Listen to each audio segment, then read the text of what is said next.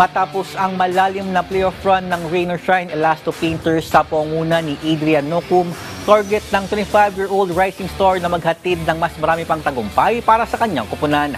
Ang detalye sa ulat ni teammate Rafael Bandayrel.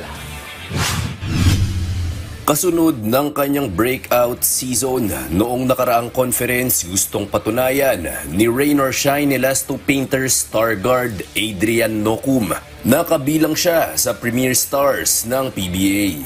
Kaya sa pagpapatuloy ng PBA Philippine Cup, isa lang ang punteriya ng 25-year-old playmaker ng Rain or Shine. Yan ay higitan pa ang nakaraang achievements ng kapunan. Ngayon, tuloy-tuloy lang kami sa mga magandang ginagawa namin. And yung mga kulang, pagbutihin pa na may tama pa yung mga mali. Samantala, naniniwala si Nocum na makakabuti ang Holy Week break para sa Elasto Painters, lalo na't may ilan silang mga miyembro na may iniindang minor injuries.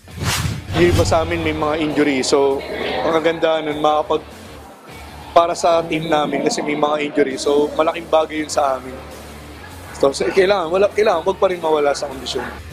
Muling sasabak sa aksyon ng Elasto Painters sa linggo, April 27, kung saan makakatapat nila ang defending champion Meralco Bolts sa Inares Center, Antipolo.